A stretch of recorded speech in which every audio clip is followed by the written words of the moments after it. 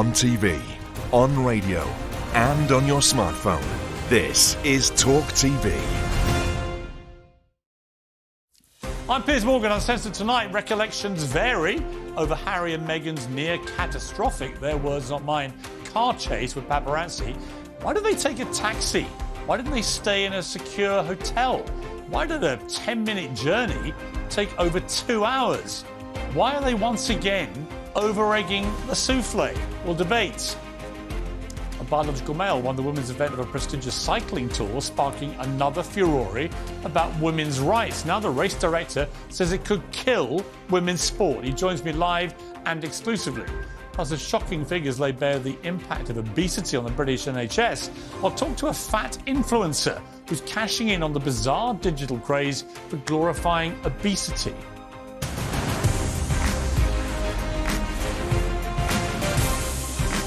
Live from the News Building in London, this is Piers Morgan Uncensored. Good evening from London. Welcome to Piers Morgan Uncensored. Harry and Meghan's statement about their near-catastrophic car chase with paparazzi through the streets of Manhattan was disturbing. Their account of a relentless pursuit at the hands of aggressive hordes of photographers was intentionally and unmistakably evocative of a tragedy that killed Princess Diana, Harry's mother. And so news networks across the world switched to rolling coverage. Debates about the merits of Meghan Markle being given an award as a feminist icon, well, they were put to one side, which is probably where they belonged. But instead, we moved to a story that seemed on the face of it incredibly dramatic. We were told that friends of the couple were quietly briefing that Harry had never felt closer to understanding what his mother had gone through when she died. There were damning details about vehicles running red lights, mounting pavements. A security source said it could have been fatal. It was their security source. But then facts began to emerge, those irritating things, and some questions began to be asked about what had really gone on. The chilling tale of a dice with death now looks a little, well, less deadly. First, as New York Mayor Eric Adams quickly pointed out, a 2-hour chase in congested Manhattan is hard to imagine. I would find it hard to believe that there was a 2-hour high-speed chase. That would be, I find it hard to believe, but we will find out the exact duration of it. But if it's 10 minutes, a 10-minute chase is extremely dangerous in New York City. Well, he's right, it is. In a 10-minute chase involving near collisions with cars, pedestrians, 2 police officers, as a couple described in that breathless, terrifying detail, well, that would be unacceptable. But did it actually happen in the way they said it did? What we know is that Harry, Meghan and her mother, Doria, left the Ziegfeld Theatre shortly before 10 p.m. in a security vehicle with a police escort heading to a friend's house on the Upper East Side. Now, just to put that into geographical perspective, that after 10 o'clock at night in Manhattan, I know because I've lived in New York for a few years, is about a 10-minute journey maximum.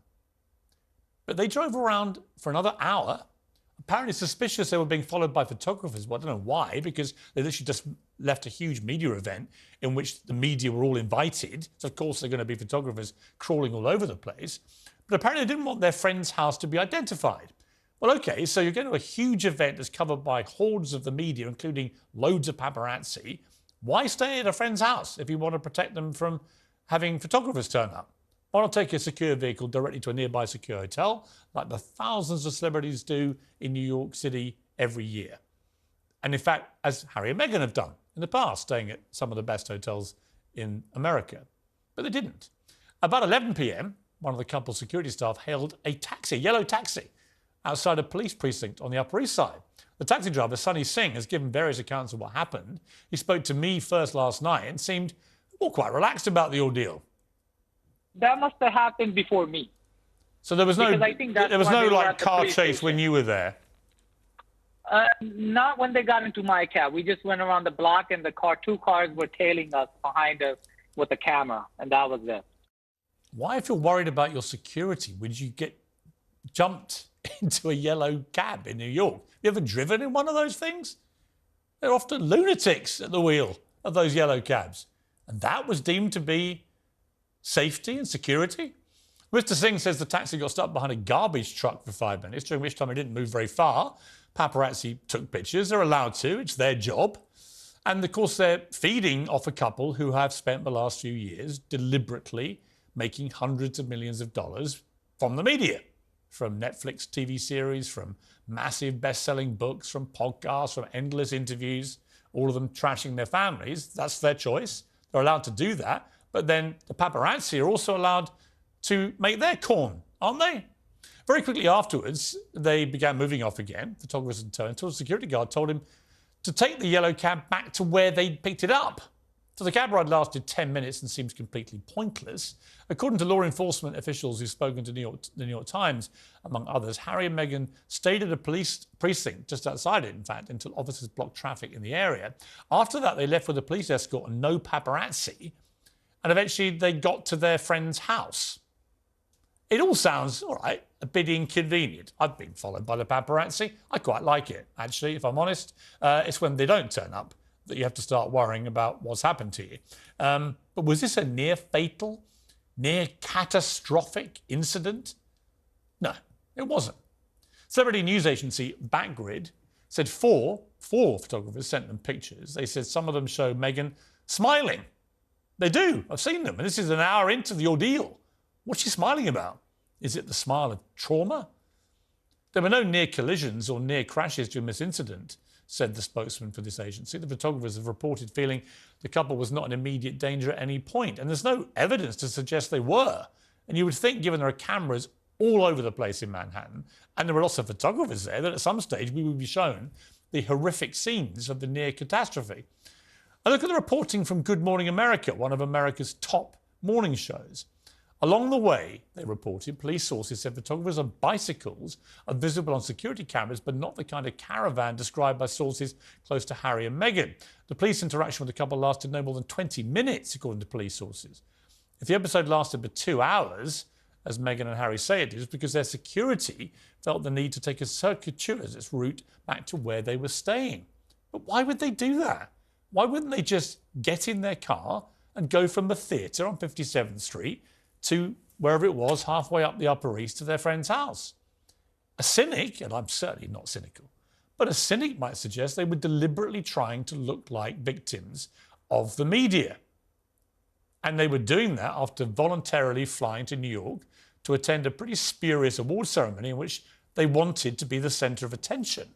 Meghan was getting an award for kindness and for equality, which are the two words you would most associate with her, I think. We can all agree on that.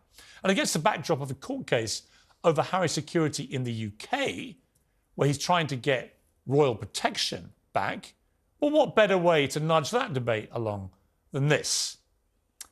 But they made a lot of bad decisions with their security team on this night in New York, which created the very circus they keep insisting they want to prevent. My advice to them is if you really don't want to be the centre of a media circus, stop behaving like media clowns.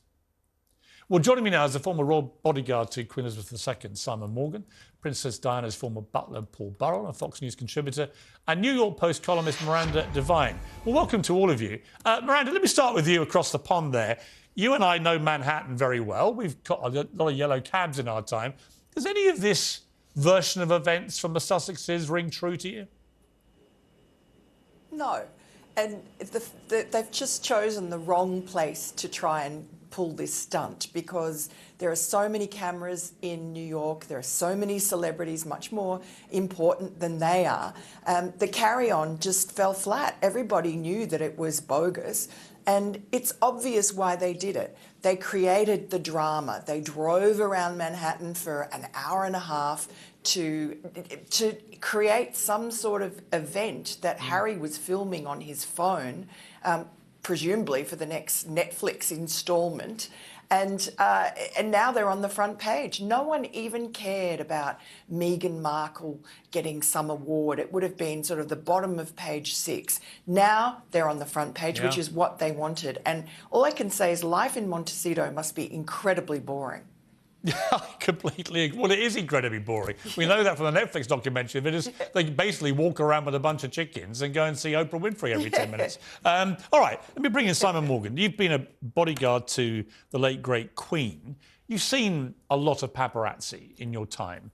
The rules here are much tighter in the UK, particularly since the death of Princess Diana, and quite rightly so. This couldn't have happened there. But in New York, it's an epicenter of celebrity culture in America. I've been around a lot of big stars in New York where this kind of thing has gone on. It goes with the territory. Absolutely, it does. It's part as your security detail. That's going to be part of your plan. You accept you're going to have interaction with the press, and you're going to look at that. What is your mitigation, and what are your contingencies? If you had a 10-minute that? journey, Simon, right? This is literally a 10-minute journey. 57th Street to mid-70s, we think it was, on Upper East Side to a friend's house. If that was the journey, how could it possibly extend to 2 hours? I mean, that's the worrying factor, because you are on the move. You're out in the public domain. If it's a 10-minute journey, why let's not make it a 10-minute journey? That's the worrying bit as you're going around and around. And if you don't want the paparazzi to know where you're going, then don't go to a friend's house in New York when you're leaving a massive media event with 100 paparazzi outside. I mean, it's completely insane unless they were doing this deliberately. Again, that seems to be the crux of it. They didn't want to show out where they were staying, and that's caused part of the problem. But the cat and mouse game with the paparazzi, we, back in 2008, 2009, that's a game you're not going to win, and we realised that at Royalty Protection. When the security decided to put them into a yellow cab, I mean, yellow cabs in New York are notorious for being, pretty reckless, and they speed a lot. But you don't know who the hell it is, right? And you're putting in two of the most famous people in the world into the first yellow cab you see. Would any Royal Protection guy do that? No. As simple as that, because... It's unthinkable, right? That key part, that security driving piece, is actually a key part of your protection detail. Now you've put them in a yellow cab with someone that you don't know. And as a security professional, your response to conflict comes in 3 phases: fight, flight, or freeze. Freeze is removed from you because of the training, and then you have 2 options: fight or flight. But what is that man going to do in that situation? He's had no formalised training in that role, and he could be like a rabbit caught in headlights, or he could fight when we want to flight, or vice versa. That is the weakness of that particular decision. OK, Paul Burrell, you've been waiting patiently. You knew, obviously, Princess Diana and the boys extremely well. Harry is trying again to use what happened to his mother as justification for his, in my view, very over-emotional, in this case, over-egging of the paparazzi souffle, saying, look, this was close to death, near catastrophe, blah, blah, blah. What do you feel when he invokes what happened to his mother in that Paris underpass? Do you understand it, or do you think he's doing this too much? I think it's too much, Piers. I think this drama unfolding on the other side of the Atlantic is to make them more relevant again, is to bring them back into the public spotlight. And as our dear late Queen said, our recollections may vary, as you said in your intro. That's obviously what's happening here. To make any comparison with a car chase in Paris, which took the princess's life, and one in Manhattan, is really very sad. It's very sad, wrong, and distasteful. They are two totally different circumstances. The princess was actually avoiding the media as much as she could possibly avoid the media on that night. And the reverse, Meghan and Harry were courting it. And so there are 2 different circumstances here. Nothing is similar other than photographs being taken. I think it's very distasteful. There's clearly an incident here, but it's been blown out of all proportion. Well, it's an incident which the police said led to no collision, no arrests, right? And as far as they're concerned, you can tell by the language they use, they just don't think this was a big deal at all. Miranda, let me ask you just generally about Meghan and Harry. They've obviously made their American bed and now have to lie in it. It's been a very lucrative bed, but they've torched their families, all their families, pretty much apart from Meghan's mother, is now out of the picture. They don't seem very happy for people who are seeking happiness. But what is the American reaction to them now? I mean, it seems to me that more and more they're becoming a bit of a laughingstock. Yes. Yeah, utter contempt and just sort of bemusement about why they're carrying on like this. It's not as if they are, the biggest celebrities that have ever come to New York. And the South Park episode really encapsulated it. They're on this worldwide privacy tour, running around trying to get people's attention while saying, give me my privacy. And I think it stems from Meghan Markle's complete fascination with fame and narcissism. She loves the paparazzi. She loves the cameras. And that's just the opposite of what Harry wants. Harry is, deeply wounded by what happened to his mother, and he's got into his head that the paparazzi that he sees around him are his mother's murderers. And so Meghan Markle has exploited that. That's her secret power to control Harry, is to exploit his deepest, darkest fear. Yeah. He couldn't save his mother, and maybe he can't save his wife. Yeah, I mean, I think there may be some truth to that. Paul Burrell, what would Diana have made it? What would she say to him? If she was still with us, Diana, what would she say about the way Harry has taken his life and what he's been doing to his family?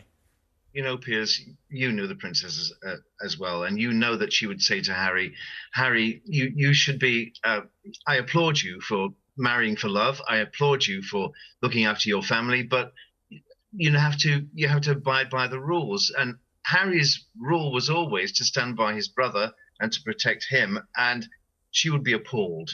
She would be absolutely appalled by this mess that's going on at the moment. Harry seems to be a victim. He seems to be a passenger on this train, and it's going to end in tears. And we all know it's going to end in tears.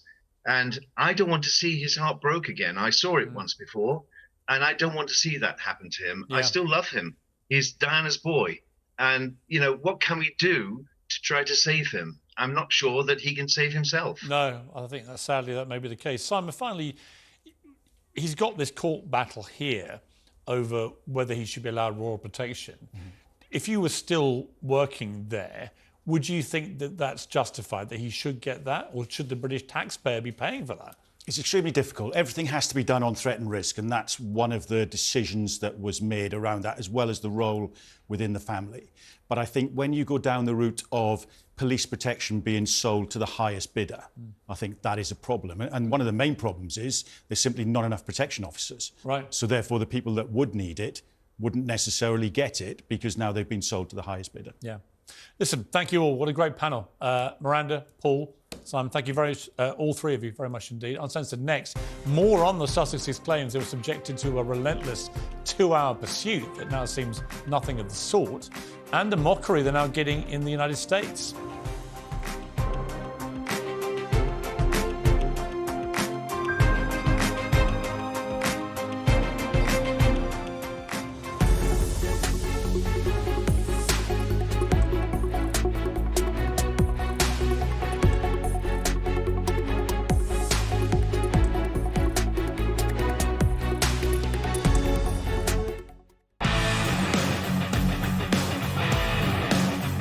Welcome to the talk. That book has done some serious damage. Stretching it. You can say whatever gender you are, but your sex, you're male or you're female. All right, JJ, what's he become? Fabulous. But Rishi Sunak, he sets out this 5-point plan. What has it achieved so far? Nothing. When we say believe women, take them at their word. I'm sick of apologies. Keep watching this show.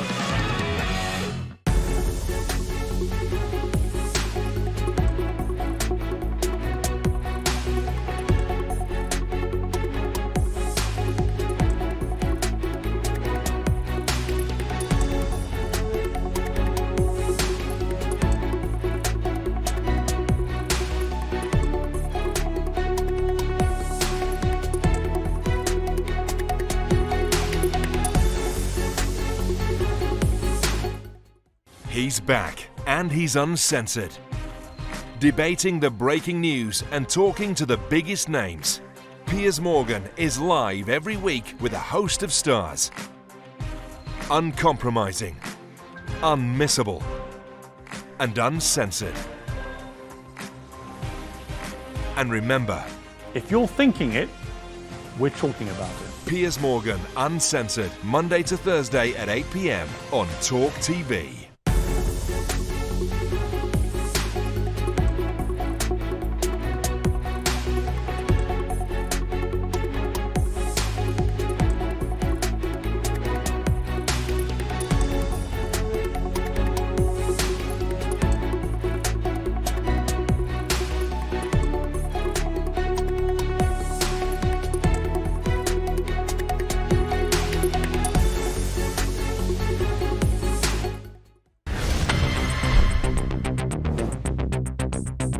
beloved, let us pray. Yeah, careful. Who are you praying to exactly? Rishi is like some kind of submarine prime minister. You're making the case here now. Pop the kettle on. This is the royal tea. A MILF stands for Mother I'd Like to... I'm not going to say the next word. Could you keep quiet? I'm trying to read a book here.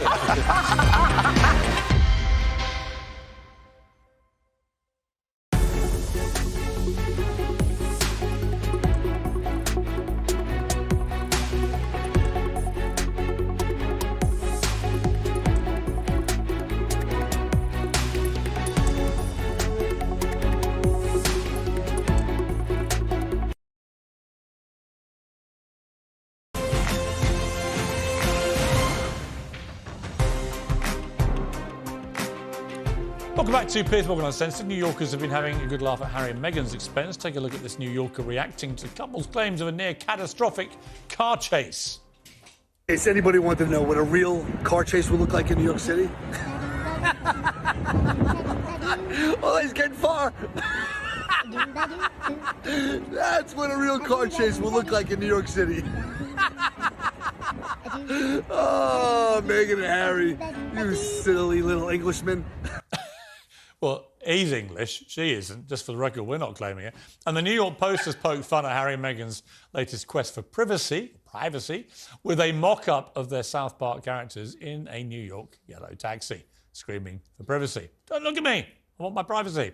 Well, joining me now are the talktv contributors Esther Cracker and Paula Rowan-Adrian. And in America, the host of Fox Across America, Jimmy Thaler. All right, well, Jimmy, let me start with you because I've got a feeling I know what you'll be thinking about all this. But as a man in New York right now, I mean, what do you make of this?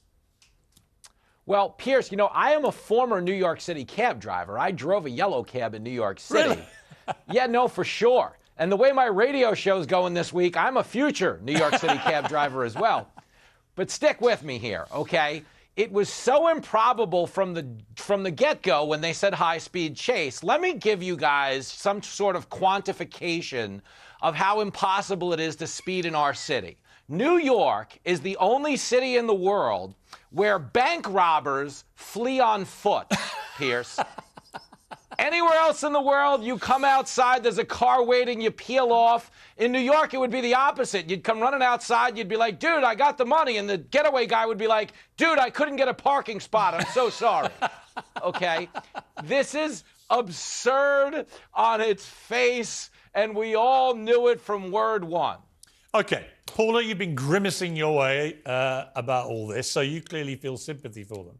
It's disappointing, Piers, isn't it? Because do you believe them? I have to remind everybody that Neil Basu, who was the counter-terrorist chief, who had to give an interview, who has said very clearly that Meghan suffered real threats in terms of her life and that some of those people were now serving time. So this isn't a joke. So this isn't a joke in terms of the fear that they would have been feeling. You're conflating two completely different things. One is the normal threats which a lot of members of the royal family get and other public figures, and that's a serious thing and no one's diminishing that. This has nothing to do with that. These photographers are not trying to kill them. They're trying to take a picture of two people who've been voraciously using the media now for years to make themselves very rich. It's a two-way street. You can't just turn that tap off when you feel like it. And there is no evidence at the moment from the police that the photographers did anything illegal or anything wrong. Well, let's look at that two-way street. So we know that Meghan arrived with Harry and that her picture was taken. We know that they went inside the venue and that their picture was taken.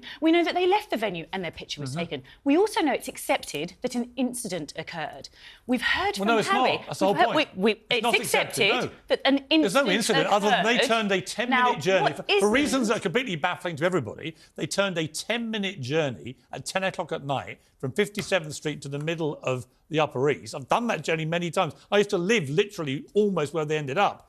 I know how long it takes, and it's the quickest, easiest journey imaginable. But because they didn't want anyone to know where they were going, even though they're in the middle of New York City and leaving a massive media event, they take the paparazzi on a 2-hour goose chase. It's completely ridiculous. So they didn't. Why would you do that if you weren't trying to get footage of them doing this? You accept Piers. I know that Piers is shouting. Well, let her answer first, and I'll come to you. You accept that they didn't want people to know where they were and that they were therefore being followed because people were following them. Of course they're going to be followed. And not only that, but you say, of course, like it's acceptable, Yes, Piers. it is acceptable. It's not acceptable. They've got their pictures. Sorry. leave them alone. If you're attending a media They've event... got their pictures. With photographers everywhere else, you are actually allowed in New York City under the First Amendment to take people's pictures. If you abide within the law. They weren't threatening them. They were trying to take their picture. Esther. Why didn't they factor this into their security detail? Why didn't you factor in how you're actually going to get to where you want? Because obviously they didn't want people to know where they lived. Fine, but why don't you factor that into your security detail? They spend millions of dollars every year on security. No, I'm sorry. It's not about them. It's about the security that they spend. And we know that they're being hounded. It's about their security. Of Meghan and Harry. They pay for tens and thousands. They pay for tens and thousands. In one picture in the yellow taxi, taken an hour into this ridiculous farce, she's smiling. Is that traumatic smiling? So an hour what is that? Into the ridiculous How could she be we smiling? are now seemingly accepting that there was an incident and that it lasted for at least an hour. What incident are you referring to? There was no collision.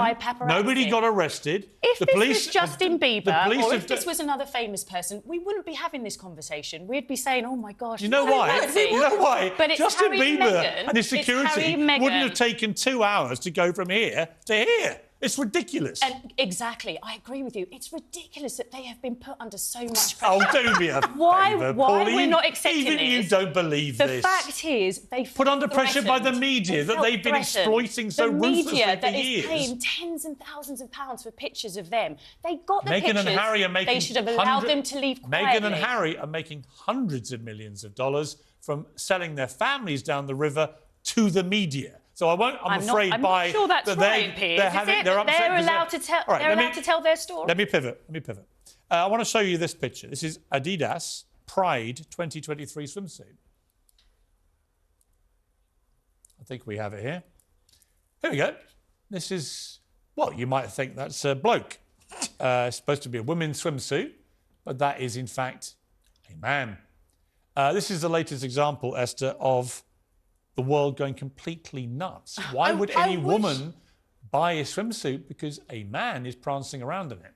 I wish they at least airbrushed the bulge and the hairy chest. That is, you know, I don't even want to go down the whole gender identity debate, what this person with the purple hair in the back identifies as.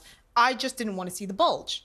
I just think if you're would that make you want to buy that swimsuit? Of course not. It's a part of the person's body, It's Esther. a bulge. Okay. Most women, I think, are you not attracted to a bulge, Esther? Have you met a woman with a bulge? I'm asking the question. It's called a penis. It's actually called a penis. Are you not attracted Paula, to a bulge? it's called a penis. Yes. And he is advertising a women's swimsuit. Is it a women's swimsuit or is it a swimsuit It's for actually Pride? marketed as a women's swimsuit. It's part of the women's swimwear line for 2023. Yeah. OK, and what's the problem? My problem there is a bulge. It's absurdly insulting there happens to to be a women penis that a in man is prancing around with full package tackled, right, and he's pretending to be a woman. I mean, I can wear trousers.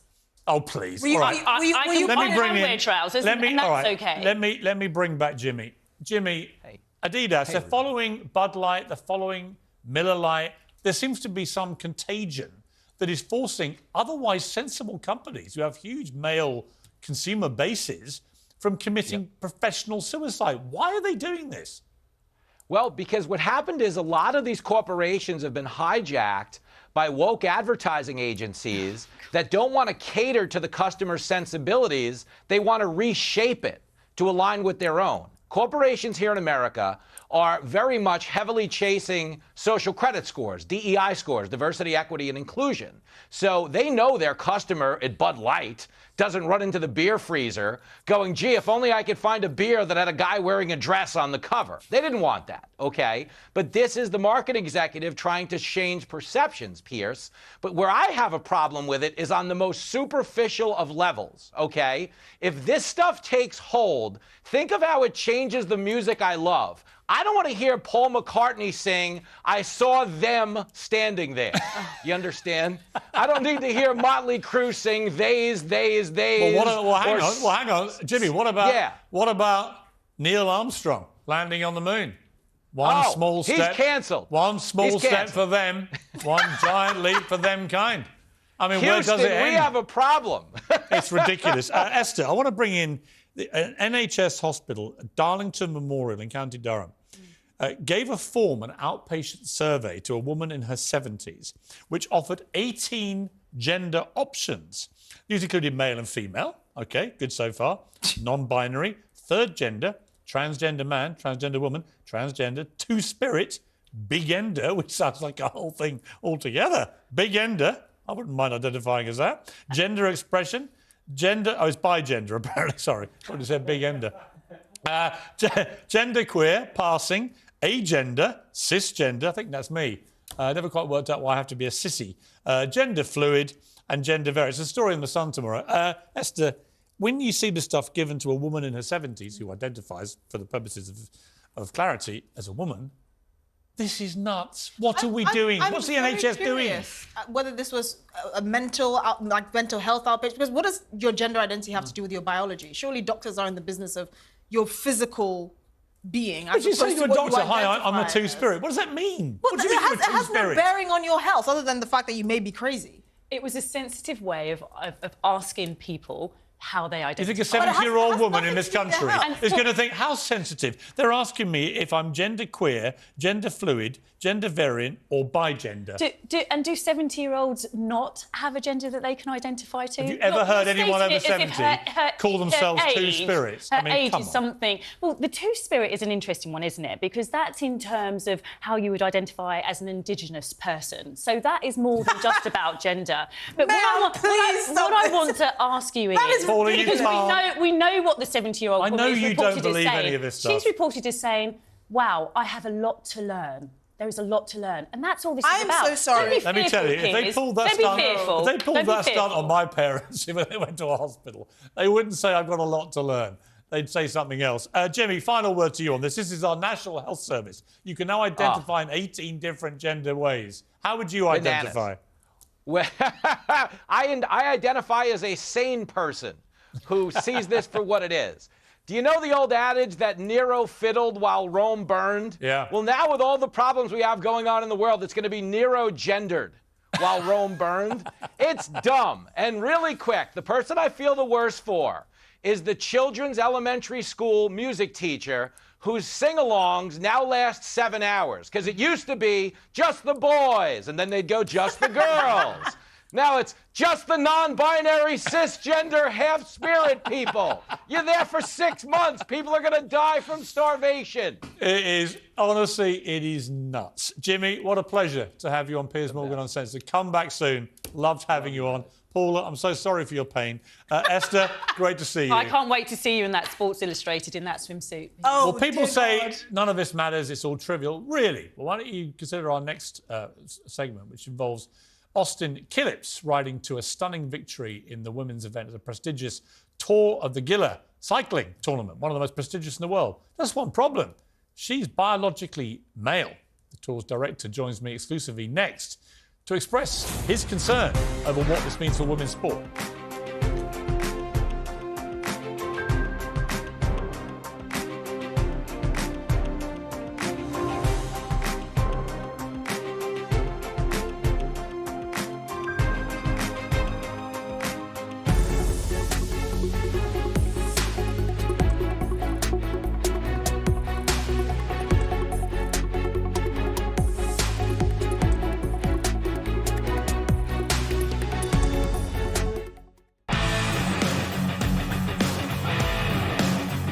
Welcome to the talk. That book has done some serious damage. Stretching it. You can say whatever gender you are, but your sex, you're male or you're female. All right, JJ, what's he become? Fabulous.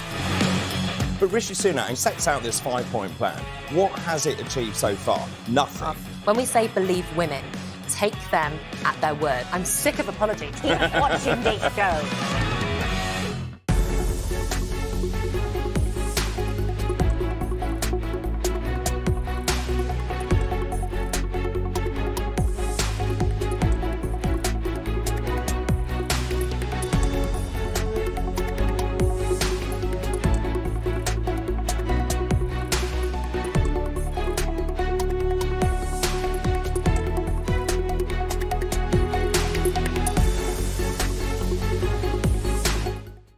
He's back, and he's uncensored.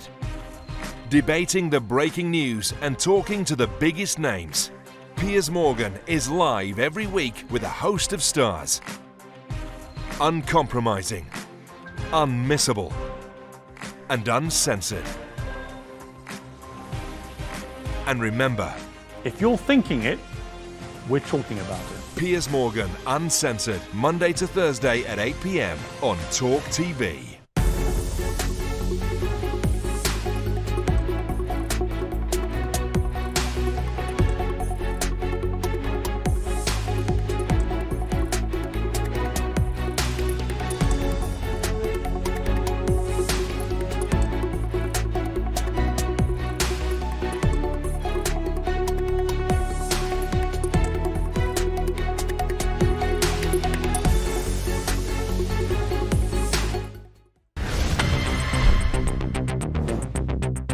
Dearly beloved, let us pray. Yeah, careful. Who are you praying to exactly?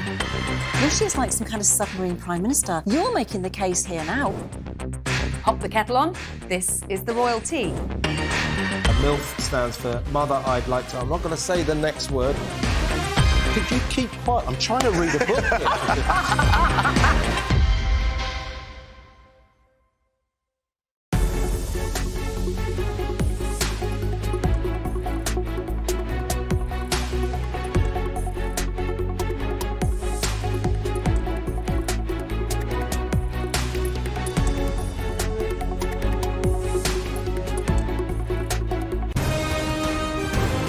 This is Talk TV.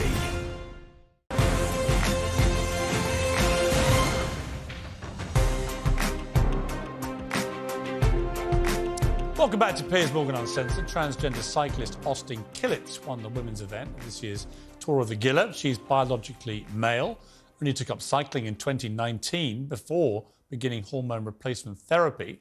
After Killett's victory, the Tour's director, Michael Engelman, said the very future of women's sport is now on the line. He's since been subjected, of course, to abuse and threats. But he joins me now to double down on what he said. So, Michael Engelman, thank you very much indeed for joining me. It's a predictable pattern. Something ridiculous like this happens, which clearly erodes the integrity of women's sports and is, in my opinion, grotesquely unfair. Somebody like you, who understands this sport and the danger this represents, says so, and you get immediately shamed, vilified, bullied and hounded, because that's the way this debate is suppressed. First of all, how have you dealt with the backlash that you've received? Well, I think on the whole, in the end, it was kind of positive. I mean, I think it's a confusing subject, right? UCI has rules. We follow those rules. The athletes follow those rules. The rest of the world doesn't understand that. It looks very unfair. And in certain regards, it is. So I think we've been preparing for this issue for a year now, probably. The sport has, hoping that the IOC and the UCI will step up. And I think this kind of forces the issue. So to answer your question, I mean, I think we just let it wash off our backs. I mean, there is at the centre of this just a core principle, which is it fair for biological males who then become transgender? This has nothing to do, in my estimation, with supporting transgender rights. I support that completely. But when you see what's happening in cycling, in swimming, in athletics, in almost every sport now, as the volume of transgender athletes increases exponentially, what you're seeing are people who performed very mediocrely at their own sex level. So a biological male, when they compete against biological males, they don't do as well. When they compete as biological males against women, then they are winning. And that cannot be right. It's certainly not the view for those of us in performance. And obviously, we're looking at this from the elite side, right? So sometimes elite sports is like real life, sometimes it's not. The UCI has set a series, they supposedly looked at research done by the Canadian Centre for Ethics on Sports, reviewed that data and said that they felt that transgender athletes that had transitioned for 2 years it was fair for them to compete. There's tons of contradictions in that study. I think John Pike from the UK has spelled those out pretty well, among many others. Why the UCI is sticking to something that really does not look fair and it does not appear to be fair, we cannot understand. And I'm with you. Everybody's for the rights of trans people. That's not the issue here. The issue here, and I would look at Austin as a performance person, and Austin was third at Tour of the Gila last year. My job as competition directors to work with the UCI, the USC Cycling, our governing body, make sure we stick within the rules. I was sure Austin would win this year. And I think the performance, even though it's a very difficult race, was called mediocre. She raced as fast as she needed to do to win. I would say at some levels, from what I've seen in her performance, she may be one of the best women's cyclists in the U.S. And it's a number of Olympic medalists and world champions have won Tour de Gila. And the issue here that we have is the physiology of it. If an athlete transitions, are they the same as a woman? Well, the question I would have, you just said one of the best female athletes in the world. Well, I don't know how you phrase it, because Austin's not a female, right? Austin's a biological male who's transitioned to be a transgender athlete, fine. But how would Austin do against biological males? And Austin would not be one of the best biological male cyclists in America. Very, very far from it. That's where the clear evidence is. It's why things like the Olympics, there is separation of the sexes. Because if you just had open season and sex didn't matter, biological physiology didn't matter, then I know what would happen. Hardly any women would compete in the Olympics ever again who were born with female biological bodies. It's just a fact. And it is a fact, and that's why we can't understand why the UCI has made this huge reach to make it look like it is okay. I mean, there is some science that hasn't been tested out. I mean, the whole idea of science is you make a prediction and then you do a test to see if it proves, and they have not proven it, that, 23, 24, 14 years of being a male and the testosterone that helps that, stronger bodies, bigger lungs, larger heart. And then you reduce the testosterone that makes you a female. It's a delicate issue. And the whole point is, whether it's athletes or sponsors or teams, and this is why I fear for the sport, it's such an unknown right now. And if the powers that be are not going to take control to try to fix this, then we have a problem. Well, you're going to end up with someone like Leah Thomas at swimming winning an Olympic gold medal or a world championship. You're going to have someone like Austin Phillips doing the same in cycling. That's where this will go. And you're going to have more and more biological males identifying as transgender athletes, because I'm afraid, as we saw with doping, for example, once it was clear that you could win and make a lot of money and have a lot of celebrity attention if you cheated, a lot of people cheated. And I think you're going to see the same. Martina Navratilova warned about this. You're going to see people eventually gaming the system. We see it in prisons at the moment over here with male rapists who identify as women to get into female prisons. I'm not equating the two things, but the principle's the same. You separate the sexes for a reason, be it in sport, or be it in prisons, or be it in safe spaces for women, or any of these things. And I think the moment you start to conflate them, then it can only end badly. That's my just honest belief about this. And I agree with you, and I think a lot of the sport does as well. And I guess, from Austin's side, she seems very nice. She obviously has goals in her life. And I don't know that means that I get your point. I would look at Austin and say, well, she's playing by the rules, and I'm not defending the rules. She came and she competed, and we followed the rules. But I also think about the biological female that was second. Exactly. And that's who's been where the UCI needs to stand ultimately, Michael, that's the point, is that a biological female has been robbed of the chance of winning that tournament. And this is going to keep happening more and more and more as it is doing. We saw Leah Thomas win one race against biological females in the pool by 38 seconds, I think it was.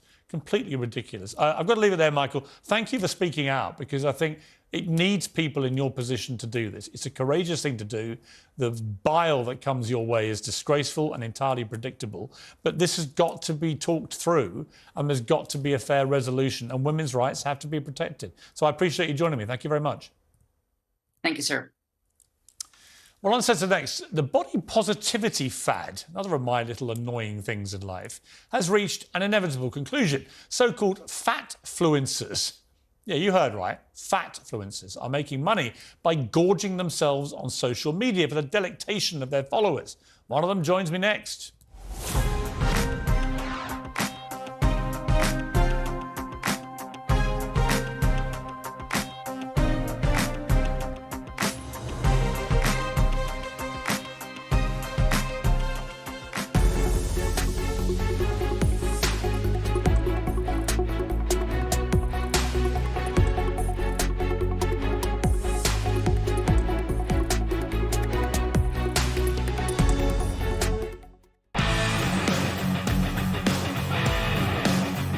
Welcome to the talk. That book has done some serious damage. You're stretching it. You can say whatever gender you are, but your sex, you're male or you're female. All right, JJ, what's he become? Fabulous. But Rishi Sunak sets out this 5-point plan. What has it achieved so far? Nothing. When we say believe women, take them at their word. I'm sick of apologies. Keep watching this show.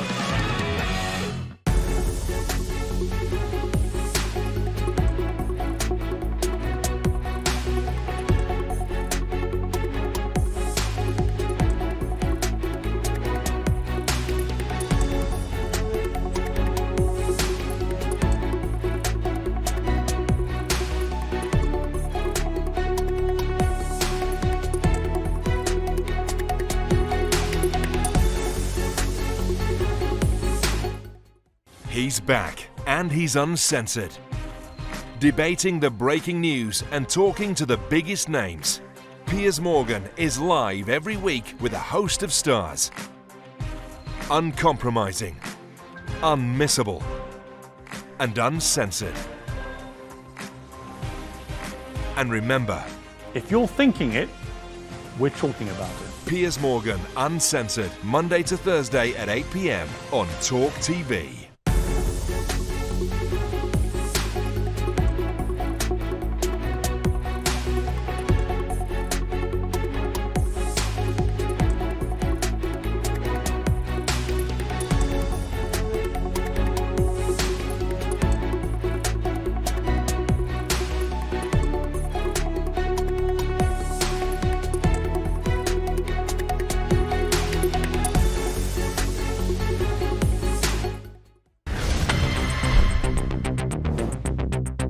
Dearly beloved, let us pray. Yeah, careful. Who are you praying to exactly? Rishi's like some kind of submarine prime minister. You're making the case here now. Pop the kettle on. This is the royal tea. A MILF stands for Mother I'd Like to... I'm not going to say the next word. Could you keep quiet? I'm trying to read a book here.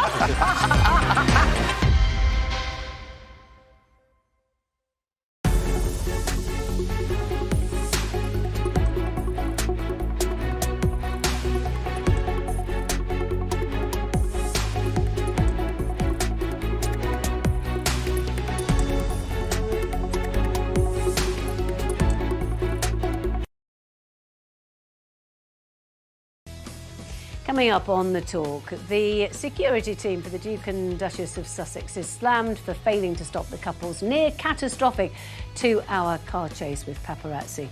New figures show more knife crime perpetrators than ever are evading jail, and we'll be discussing the woman who sued her boss after mistaking their work emails for flirting. That's all at 9 o'clock.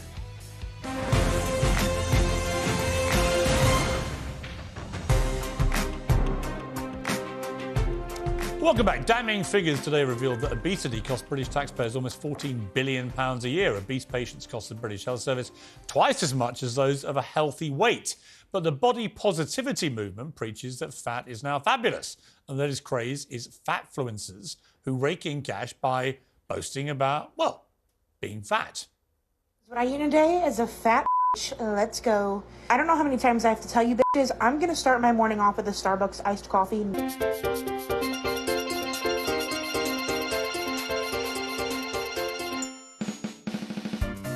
I had a Mackey's and then I had a few mouthfuls of this cake, but it wasn't as...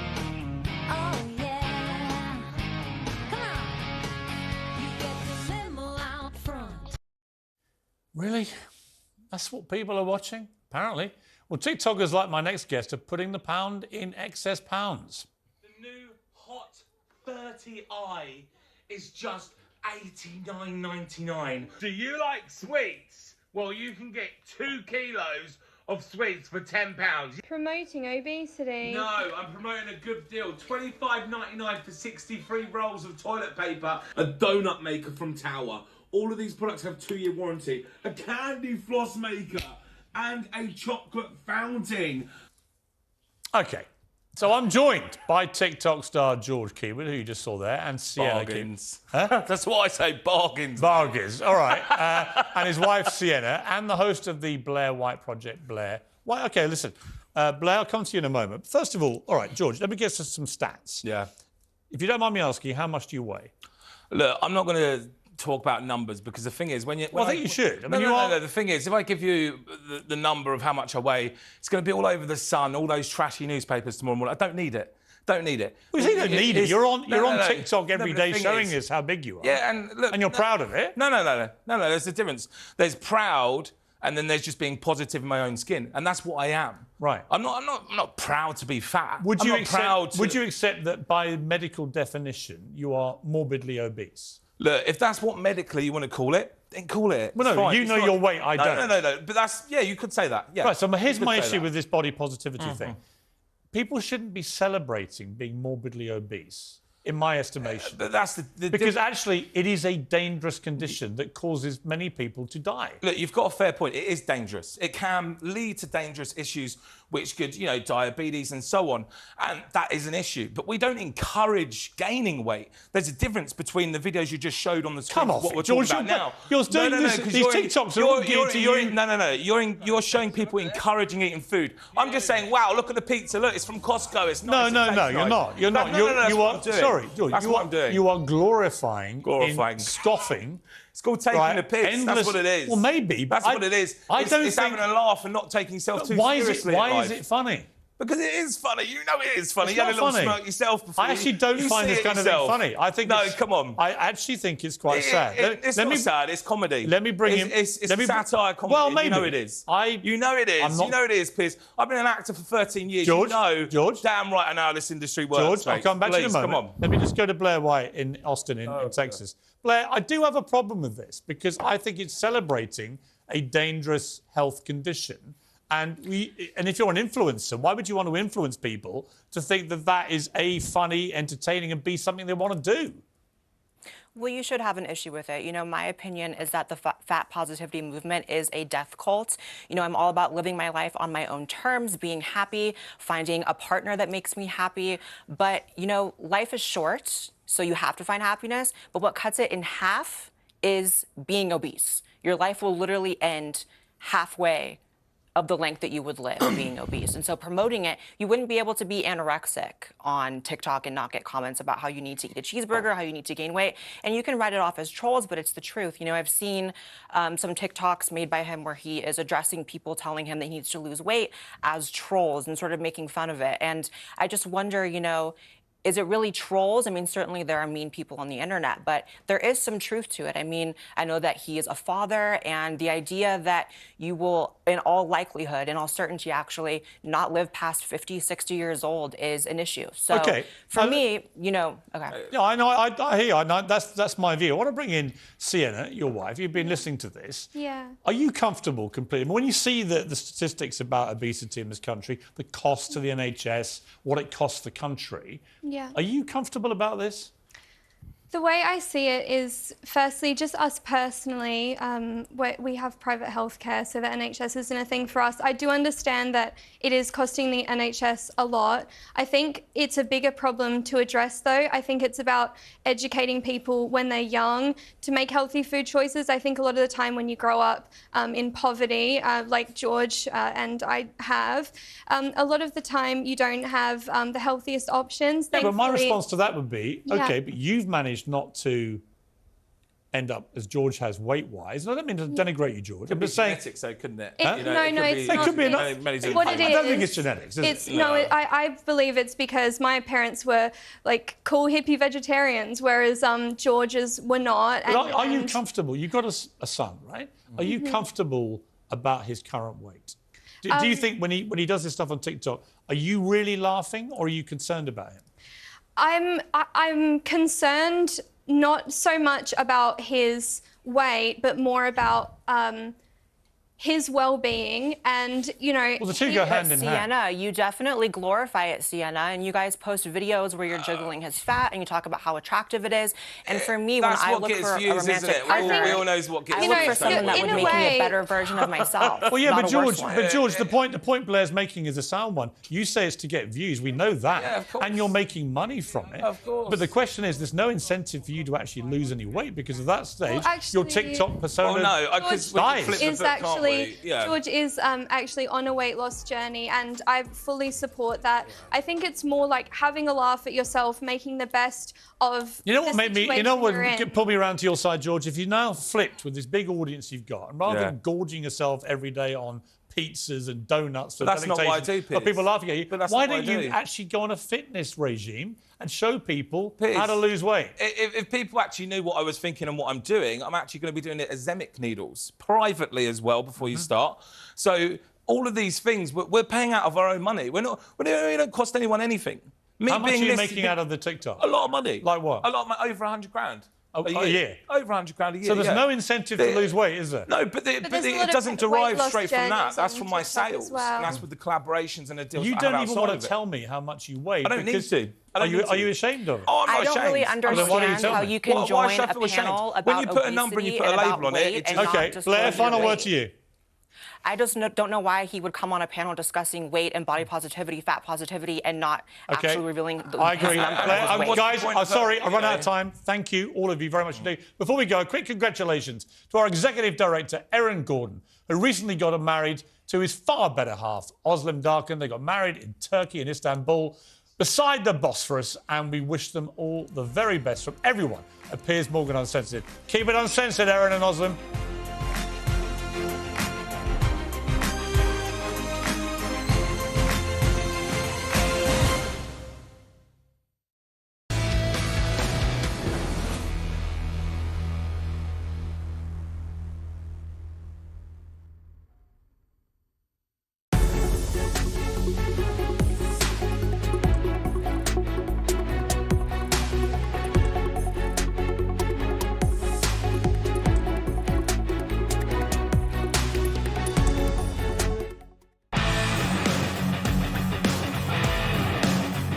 Welcome to the talk. That book has done some serious damage. You're stretching it. You can say whatever gender you are, but your sex, you're male or you're female.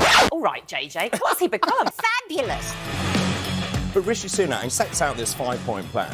What has it achieved so far? Nothing. When we say believe women, take them at their word. I'm sick of apologies. Keep watching this show.